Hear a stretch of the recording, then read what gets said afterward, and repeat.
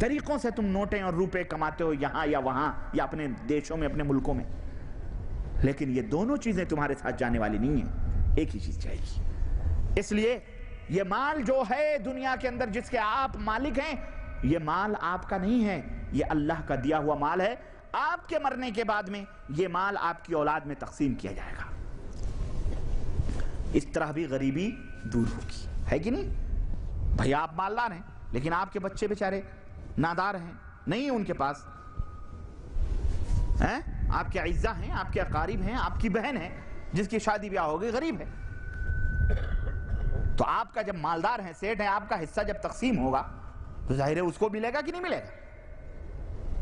تو وراثت، میراث تقسیم ہے، اسلام نے ایک ذریعہ یہ بھی رکھا ہے جو اس غریبی کو مٹانے کا ایک اہم ذریعہ ہے، اہم اصول ہے یہ، اور یہ فرض قرار دیا ہے، یہ ضروری قرار دیا ہے۔ اللہ عز و جل نے ارشاد فرمایا یوصیکم اللہ للرجال نصیب مما ترک الوالدان والاقربون وللنساء نصیب مما ترک الوالدان والاقربون۔ مرد ہوں یا عورت جو کچھ چھوڑ کے جا رہے ہیں، جتنا چھوڑ کے جا رہے ہیں، ان میں مردوں کا حصہ ہے اور ان میں عورتوں کا بھی حصہ ہے۔ یہ نہیں کہ صرف مرد ہی مرد لے لیں، یہ انصاف ہے اسلام کا کہ وہ مردوں کے بھی حق کو رکھا ہوا ہے اور عورتوں کے بھی حق کو برقرار رکھا ہے۔ مما قل منہ او کثر نصیبا مفروضا، جو بھی حصہ لگ رہا ہے متعین، تھوڑا ہو یا زیادہ، سب کو برابر برابر جو حساب ہے اس اسلام کا اس سے ملنا چاہیے۔ وَإِذَا حَضَرَ الْقِسْمَةَ وَأُولُو الْقُرْبَى وَالْيَتَامَى وَإِذَا حَضَرَ الْقِسْمَةَ أُولُو الْقُرْبَى وَالْيَتَامَى وَالْمَسَاكِينَ فَارْزُقُوهُم مِّنْهُ، اور اللہ رب العزت ارشاد فرماتا اور تقسیم کے وقت اگر قریبی رشتہ دار والے، غریب، مسکین، حاجت مند بھی آ جائیں تو تھوڑا تھوڑا ان کو بھی دے دیا کرو۔ اعلیٰ اخلاق ہے یہ کیا ہے؟ اعلیٰ اخلاق ہے۔ فَارْزُقُوهُم وَقُولُوا لَهُمْ قَوْلًا مَّعْرُوفًا، اور بھلی بات کہو، سچی بات کہو، یعنی اسی وقت آنا تھا تم کو لیں جب ہم بانٹ رہے ہیں۔ ہاں بعض لوگ ہوتے ہیں، ابے تم لوگ سونگ رہے تھے کیا؟ اس سے پہلے رشتہ داری نہیں آئی، اب آئے رشتہ داریاں جتانے کے لیے۔ تو آج رشتہ داریاں یہ بانٹ کون کرتا ہے؟ آج بانٹتا کون ہے وراثت کو؟ میاں آج تو تیجے 40ویں فاتحے میں پھنس کر کے سب کچھ بھول جاتے ہیں، سب سے بڑا فرض وہ سمجھتے ہیں۔ دویم سویم تیجے 40ویں فاتحے نیاز میں مولوی اڑا رہا ہے مزے، مرغے ڈیگوں پہ ڈیگیں اڑا رہا ہے، اس کا جہنم ہی بھرتا ہی نہیں ہے۔ اللہ اسے ہدایت دے تاکہ یہ عوام بھی ہدایت پہ آئے۔ اس کو کھانے سے فرصت نہیں، اس کو کھلانے سے فرصت نہیں۔ تیجے کرو، تیرا باپ مر رہا ہے، ابے سڑ رہا ہوگا، قرض دینا ہے، اس کی فکر نہیں، لیکن تیجے 40ویں سویم دویم یہ کروانے کی اس کو ضرور فکر لگی۔ باپ مرا ہے، میراث تقسیم ہونی چاہیے، نہیں تقسیم ہوگی بڑھیا بیٹی مال پر، میں جب تک زندہ ہوں میرے اپنے شوہر کا مال تقسیم، اس کا کیا حق ہے؟ بوڑھی کا کیا حق ہے بھائی؟ تجھے بھی ملے گا، اپنا حصہ لے لے۔ نہیں، بٹوارہ نہیں ہوگا۔ کب ہوگا؟ کب ہوگا بٹوارہ؟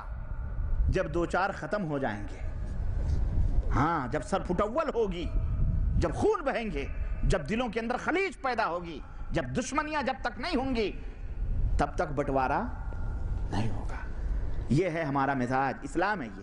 اعوذ باللہ، لعنت ہو ایسے اسلام پر جو لوگ اس کو اسلام سمجھے ہوئے ہیں۔ یہ اسلام نہیں ہے۔ اسلام یہ ہے کہ میراث تقسیم ہو باپ کی، مرنے کے بعد میں علماء کے درمیان بیٹھ کر اس میراث کو تقسیم کیا جائے، اتنا حصہ تیرا، اتنا حصہ تیرا، اتنا حصہ تیرا، اتنا حصہ ماں کا، اتنا حصہ بہن کا، اتنا حصہ بیٹے کا، تاکہ سر پھٹول نہ ہو، امن اور سکون سے رہو، پردے سے رہیں عورتیں مرد، عزت کے ساتھ زندگی گزارو، ہے کہ نہیں؟ آج ہمارے درمیان ایک دوسری بیماری یہ بھی ہے، کیا ہم اپنی بچیوں کو، لڑکیوں کو میراث دیتے ہیں، وراثت میں حصہ دیتے ہیں؟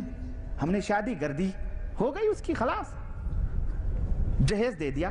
ظالم، جو حرام ہے وہ تو کر رہا ہے، جو حلال ہے وہ کر ہی نہیں رہا، جو فرض ہے اس کو نہیں کر رہا ہے، جو حرام ہے وہ شیطان اس سے کروا رہا ہے۔ بیٹیوں کو حصہ لگاؤ، حصہ دو، اور لوگوں اگر تم نے باپ کی جائیداد میں اپنی بہن کو حصہ نہیں دیا ہے تو اللہ سے توبہ کرو اور آج ہی اس کا حصہ لگاؤ، معاف نہیں کیا جائے گا قیامت کے دن۔ قیامت کے دن اس کا بدلہ تمہاری نیکیوں میں سے لیا جائے گا. اللہ نہ کرے وہ دن آئے.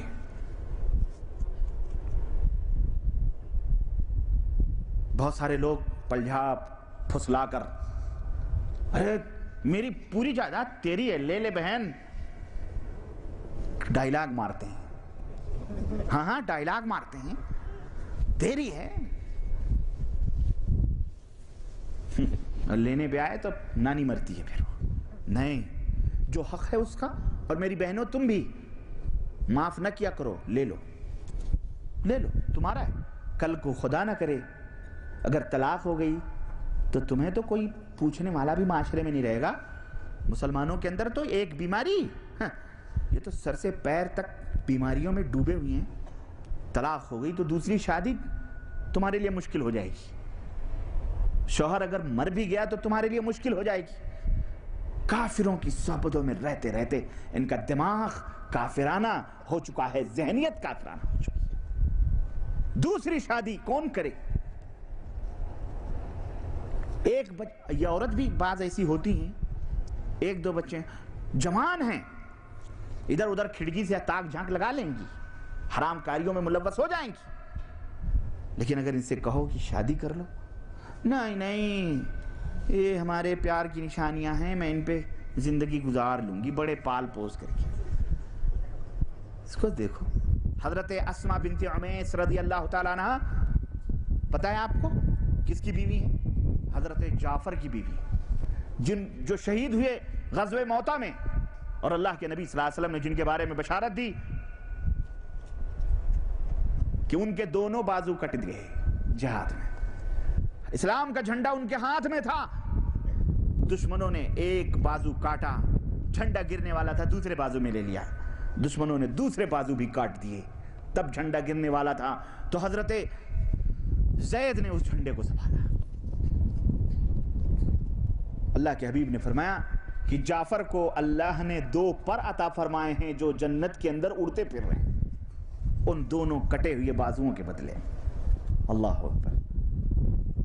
ان کی بیوی اسماء بنت عمیس، وہ جب شہید ہو گئے تو بتاؤ شہید کی بیوی تھی کہ نہیں تھی؟ لیکن اللہ فضل جوان رہی ہوں گی، بہرحال ان کے بطن سے بچے بھی تھے ان کے. لیکن انہوں نے یہی نہیں کیا کہ بس خلاص وہ شہید ہو گئے اب ہم انہی کے ساتھ. جیسے ہندوؤں میں ہے کہ اگر کوئی شوہر مر جائے، کنواری ہی ہو وہ، اب وہ دوسری شادی نہیں کر سکتی، خلاص منع ہے. اس کی پوترتا پہ چاہے ساڑھو ہی لے کے پڑا رہے. ہاں یہ ہوتا ہے جناب، ساڑھو نہیں بلکہ وہ کون ہوتا، باپ، ساس سسر استعمال کرتے ہیں جناب.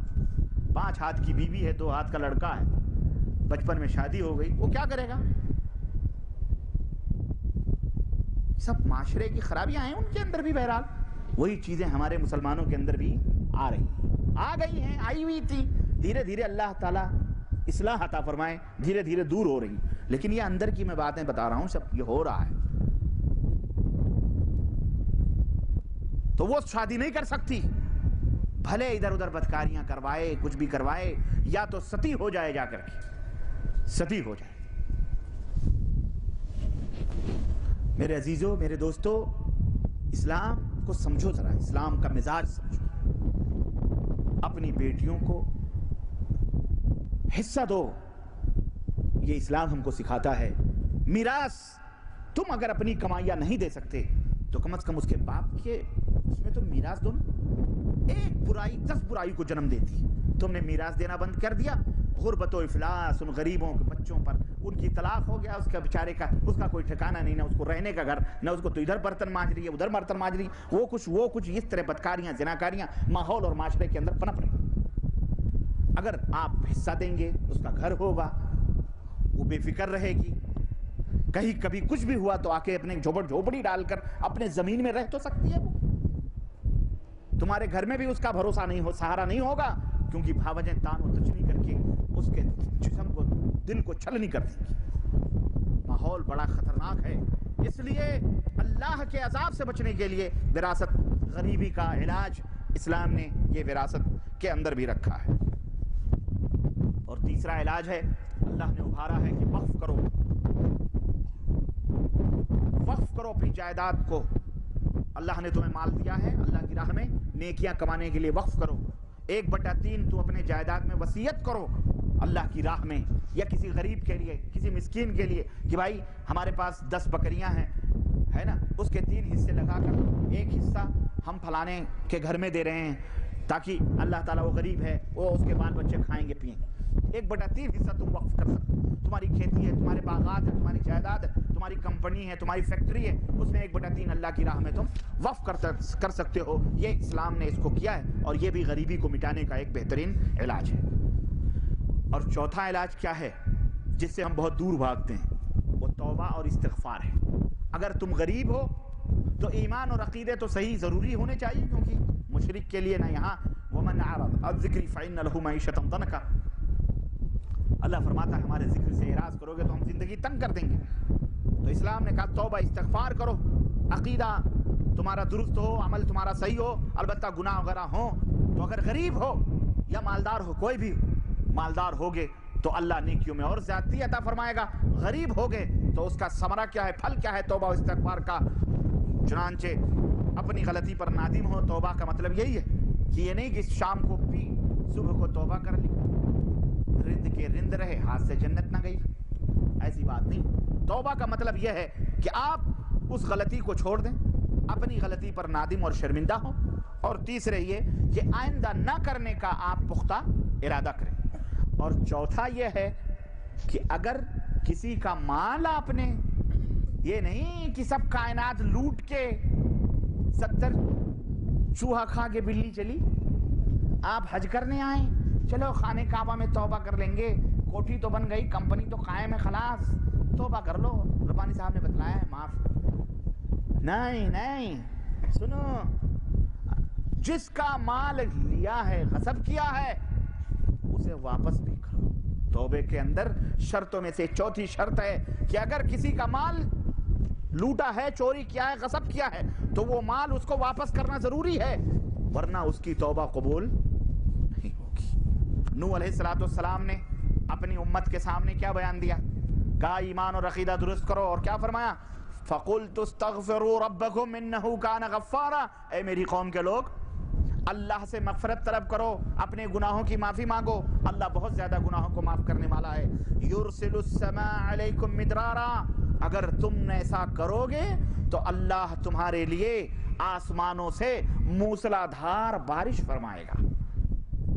اور کیا ہوگا؟ وَيُمْدِدُكُمْ بِأَمْوَالٍ وَبَنِينَ. مال و دولت سے تمہاری مدد کرے گا، تمہارے گھروں میں اولاد عطا فرمائے گا. کتنے ہو گئے؟ 3. نمبر 4 وَيَجْعَلْ لَكُمْ جَنَّاتٍ. اور تمہیں باغات عطا فرمائے گا، بڑے بڑے تمہارے پاس مزرے ہوں گے، فارم ہوں گے، فارم. وَيَجْعَلْ لَكُمْ أَنْهَارًا. اور تمہارے لیے بڑی بڑی نہریں عطا فرمائے گا اللہ تعالیٰ. کتنی چیزیں ہو گئی؟ 5 ہو گئی کہ نہیں ہو گئی؟ حضرت موسیٰ، حضرت نوح علیہ السلام اپنی قوم سے وعدہ اللہ فرما رہا ہے. یہ اللہ کیا؟ اللہ آسمان سے بارش، اگر بارش نہ ہو تو کھانے کو بھی آدمی ترس جائے، کچھ نہیں ملنے والا ہے کہ نہیں؟ بولو، پیاسوں مر جائے گا. اور یہی زیادہ ہو جائے تو بنگلہ دیش بن جائے. ہاں بھائی، ہم نے دیکھا بیچارے. لیکن مچھلیوں کی بہاریں آتی ہیں ان کی خوب، کشتیوں پہ بیٹھے رہتے ہیں، مچھلیاں مفت میں. اللہ روزی دیتا ہے، ایک زندے کی روزی اللہ زندے سے دلواتا ہے. مچھلیاں ان کی کشتیوں کے پاس آتی ہیں، شکار کر کے بھون بھون کے کھاتے ہیں. یہ بھی اللہ کا عذاب ہے، یہ اللہ کا عذاب، کیونکہ دین سے دور بہت ہیں. واقعی بتا رہا ہوں، بہت دین کی دوریاں ہم دیکھتے ہیں نا، بہت دین کی دوریاں ہیں. چاہے ہم ہو ہندوستان، بنگلہ دیش، کوئی بھی. المہم کہنے کا مطلب یہ ہم بہت دور ہیں. اب یہ ہے کہ کسی کے اوپر کم، کسی کے اوپر. اب آج دیکھیں کہاں یورپ کے اندر، لنڈن کے اندر سیلاب آیا ہوا ہے، گھروں کے اندر گھر ڈوبے ہوئے ہیں، گھر بڑی بڑی بلڈنگیں. ہاں، ان اللہ رب العزت سے اصل میں یہ سب، یہ جو جس پہ آپ بیٹھے ہو نا، یہ چونٹیاں، یہ مکھیاں، یہ معلوم ملٹری ہے، ملٹری فوج اللہ کی. اللہ کی قسم بتلا رہا ہوں، یہ ہوا جو چل رہی ہے، جو کبھی جس کے لیے ہم ترستے تھے، آج ہم سکڑ کے بیٹھے ہیں. کیوں؟ ٹھنڈی آ گئی. یہی ہوا دیکھیں ہمارے لیے رحمت ہے، اللہ چاہے تو یہی زحمت بنا دے، یہ اتنی تیز چلے کہ ہمارے کان کے پردے پڑ جائیں، اللہ نہ کرے۔ تو یہ